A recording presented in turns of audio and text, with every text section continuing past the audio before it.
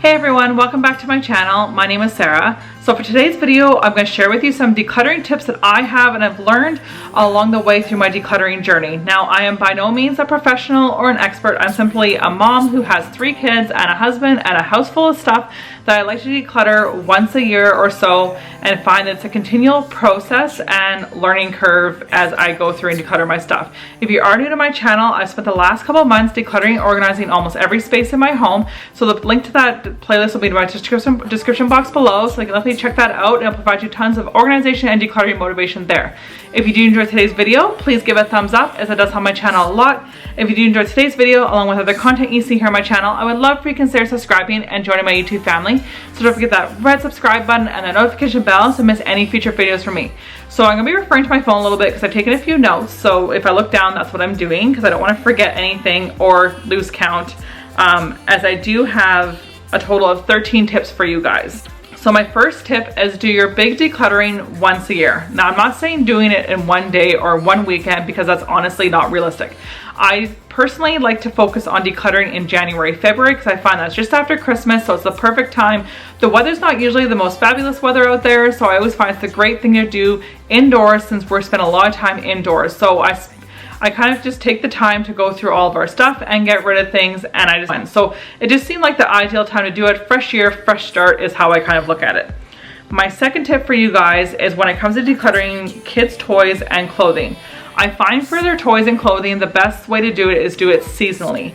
So I find that every season I'll kind of go through their clothes. So if their clothes are growing out of, then I know if I need to buy them some more clothes for that upcoming season. It's kind of a great time to kind of go through it. So I'll kind of, like, for example, as we're heading into spring, I'll go through their clothes for from the winter to see what they've grown out of, what I can get rid of, and then I'll look into their spring stuff to see if there's anything else that they need that they're missing from their wardrobe. So that's a great time to go through it seasonally. Toys, I feel like either seasonally or even around their birthdays. So I find that I'll do a bit of a declutter at the end of the summer and the fall. And then I'll also do a bit of declutter around their birthdays. So as I'm putting their new stuff away, I'll go through and grab things that maybe they don't use anymore. And an ideal time to declutter your kids' toys is when they're not around. So whether it's after they're in bed, when they're at school, because I don't know if your kids are like mine, but my kids will see things that they haven't played with for months, but as soon as they see that item and that it possibly might be leaving the house, they want to play with it. So tip number 3 is be critical with yourself. Is this item sentimental?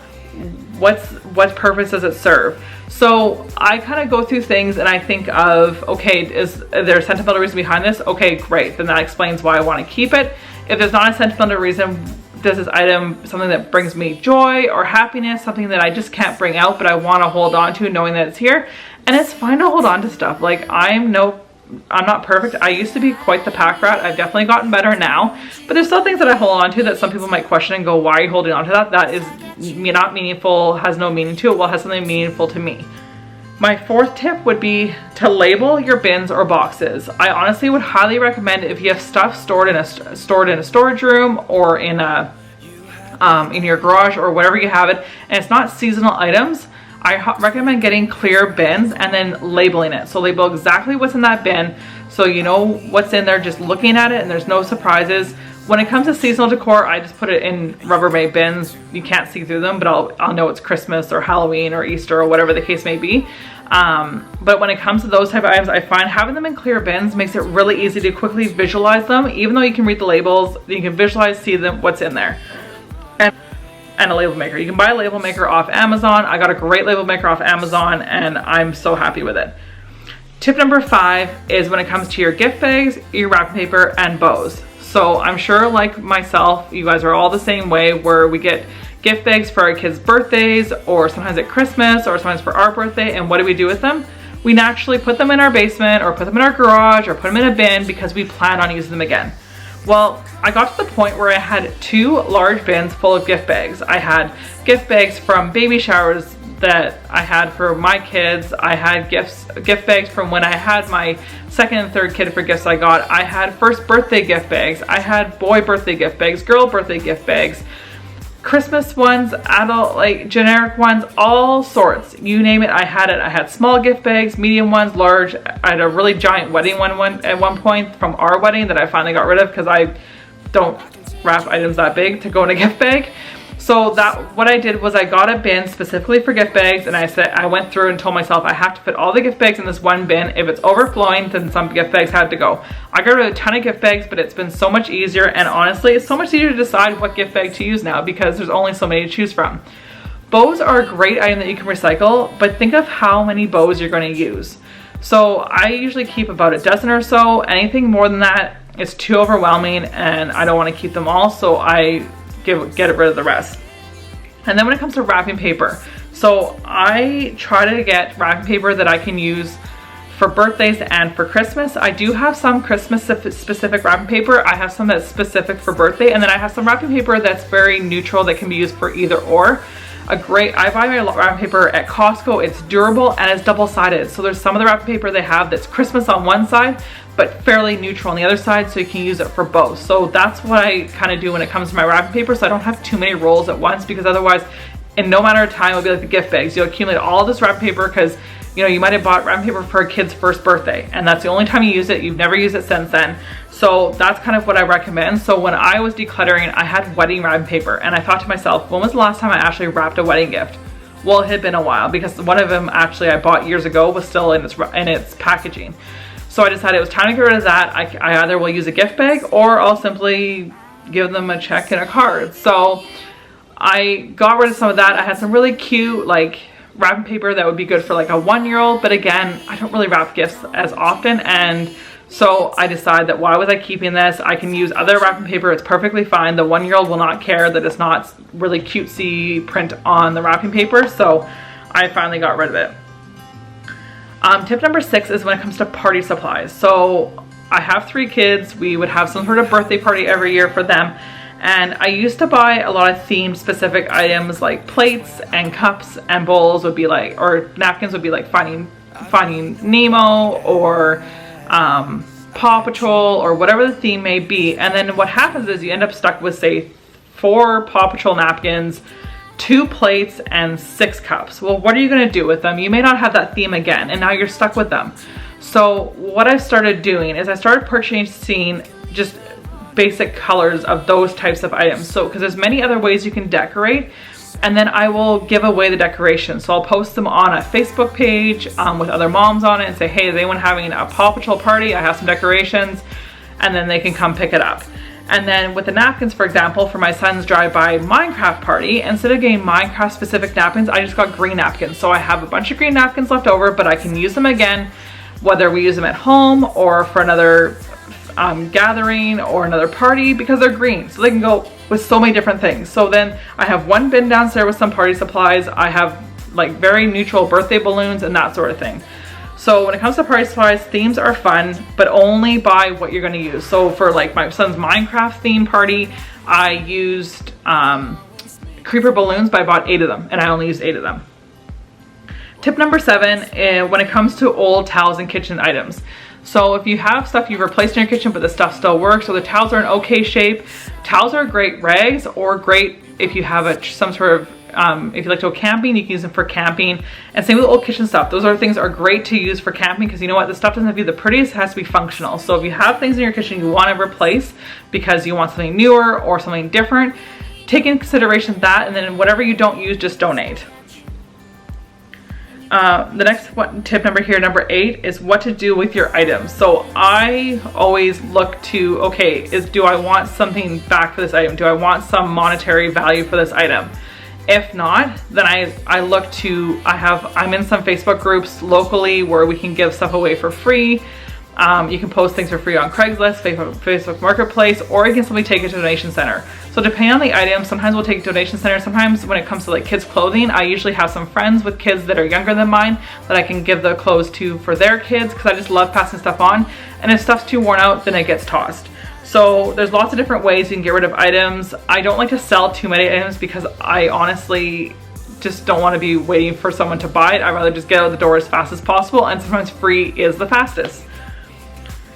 Tip number 9, when it comes to clothing. So the kids do grow quite quickly, as I find, especially in that first 5 years. They go through clothes a lot quicker. My oldest, who's 8, he stays in his clothes for a lot longer now, which is kind of nice. But if you find that there's clothes that they're simply not wearing, whether it's not their style, not their favorite color, whatever, then get rid of it. Pass it on to someone, sell it, whatever you want to do. When it comes to adults in clothing, one thing I did last year was I flipped all my hangers backwards. And then a year later I went through, and anything that was still flipped backwards, I thought long and hard, why am I keeping this? Is it not why did I not wear it? Is it not my style? Is it not my color? Is it, you know, what are the reasons? And I actually ended up getting rid of some clothes that way. You can also do this seasonally. You know, you can flip all your hangers backwards, say in January, and say at the end of March, okay, what winter stuff is not flipped over? Why did I not wear it? Was it because I didn't like the color of it? What was the reason? Do I really want to keep it? And it makes you really think, because it's actually really surprising how many hangers will still be flipped backwards. I found that shocking, that there was so many clothes in my closet that I simply didn't wear. And I think there was clothes in my closet that I thought, well, it's a really nice shirt, so I'm sure one day I'll wear it. Or, you know, it's a really nice shirt, but I've had this shirt for like 10 years and I just don't want to wear it anymore. So I got rid of it. So it's okay to be critical and okay to get rid of things. Number 10, arts and crafts. So I know about your kids, my kids love to do arts and crafts. They're constantly doing paintings and drawings and some making some sort of item. Well, you know what? We can't keep it all. It's just not realistic to keep, you know, 18 years worth of crafts and drawing stuff the kids did. So what I like to do is I have the kids all put their stuff in this bin, and then when the bin gets full, I actually have the kids go through it. So the kids get rid of what's not important to them. And if there's anything that's important, I might keep some of it in a small bin for the kids for when they're older. And then other things, because I can't keep it all, I'll take pictures of some things and before I recycle it. And then I have a photo of it. So we have a copy of it. We don't have the physical item, but for some things that's okay. And quite frankly, there's a lot of things that just can get tossed right away. And then I go through all the glue sticks, the markers, the crayons, see if there's any that are no longer working or any broken crayons and that sort of thing, and I toss them. I do this once a year, once every couple months, probably 3 or 4 months, because I find that depending on how much the kids have used it, like summer, kids haven't used it as much because we're outside a lot, but in the winter, I find it going through it a couple times, because you'd be amazed at how many markers don't have the lid put on all the way. Number 11, I kind of talked about this earlier, but asking the what and the why.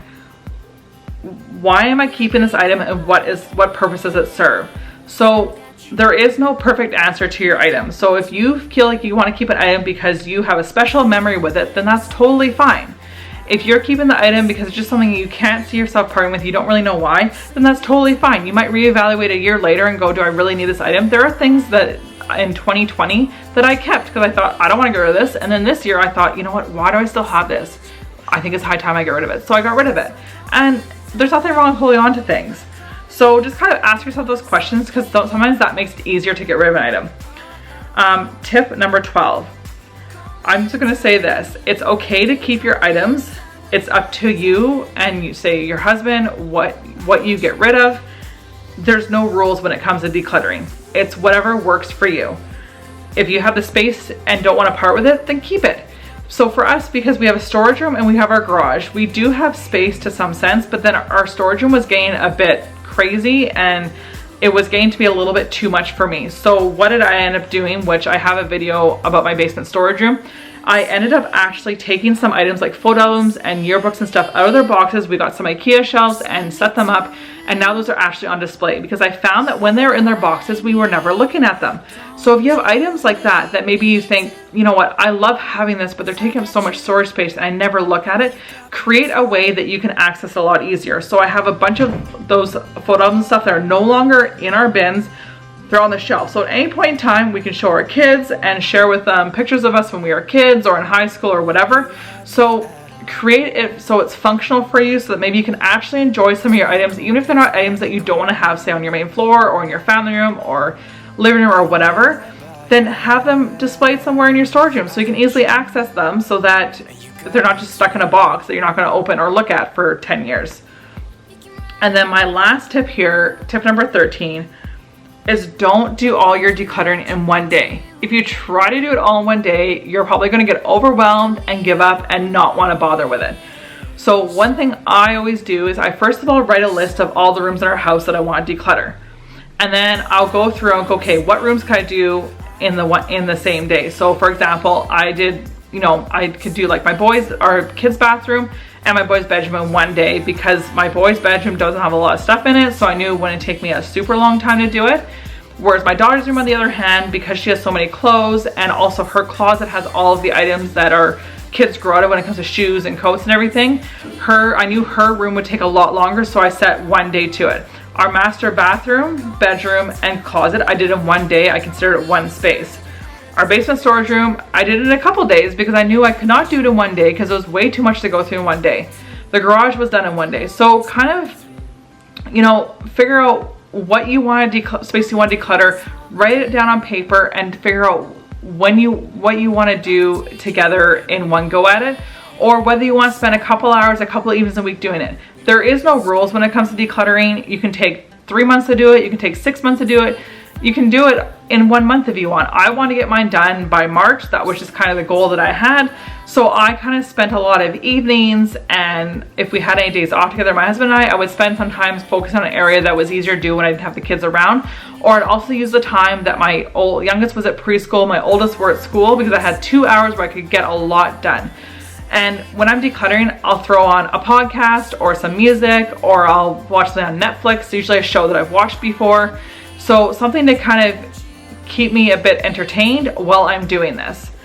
And then, so that's kind of all I have for tips. Now, I am by no means a minimalist. I don't plan on being a minimalist. I don't plan on getting rid of everything except for a few things in my house, because I do like my stuff. I'm not someone who wants to have only, you know, a box of sentimental items for my childhood or whatever the case may be. Everyone has their method to do it.